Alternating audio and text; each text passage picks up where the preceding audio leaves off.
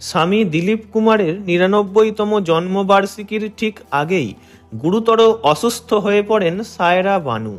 নিউমোনিয়ায় কাবু হয়েছেন তিনি। সায়রার পায়ের গোড়ালিতে রক্ত জমাট বেঁধেছে। তবে একটি সাক্ষাৎকারে তিনি জানান তাঁর শারীরিক অবস্থার একটু উন্নতি হয়েছে এবং তিনি ধীরে ধীরে সুস্থ হয়ে উঠছেন। দুদিন আগে সায়রা বানুর অসুস্থতার খবর সামনে আসার পরই চিন্তায় পড়ে যায় তাঁর ভক্তরা। তবে সায়রা বানু বলেন, আমি একটু ভালো হয়ে উঠেছি, জমাট বাঁধা রক্তও অনেকটা সচল হচ্ছে। আমাকে নিজেকে আরও ফিট রাখতে হবে এবং ফিজিওথেরাপির সাহায্য নিতে হবে।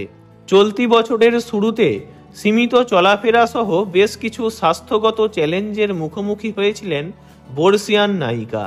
তবে তাঁর টিম নিশ্চিত করেছে তিনি এখন একটু ভালো আছেন।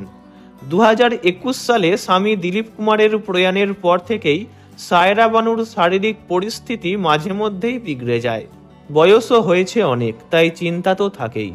মাঝে মধ্যেই সোশ্যাল মিডিয়ায় স্বামীর সঙ্গে কাটানো নানান মুহূর্তের ছবি এবং কাহিনী শেয়ার করেন তিনি।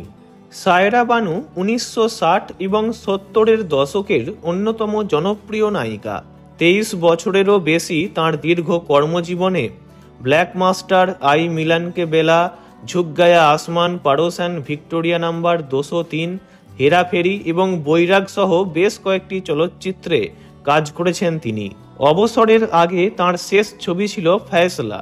১৯৬৬ সালে দিলীপ কুমারকে বিয়ে করেছিলেন সায়রা। তারপর থেকেই সুখী বিবাহিত জীবন কাটিয়েছেন তিনি। জীবনের সব চড়াই উতরাই পেরিয়ে শেষ দিন পর্যন্ত দিলীপ কুমারকে আগলে রেখেছিলেন। তাঁদের কোনো সন্তান নেই, তাই স্বামী চলে যাওয়ার পর থেকেই মনের দিক থেকে ভালো থাকেন না সায়রা বানু। এদিকে এখন শারীরিক পরিস্থিতিও টালমাটাল করে।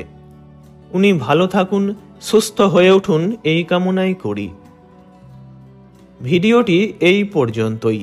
বিনোদন জগতের সব রকম খবরাখবর জানতে চ্যানেলটি অবশ্যই সাবস্ক্রাইব করবেন। ধন্যবাদ।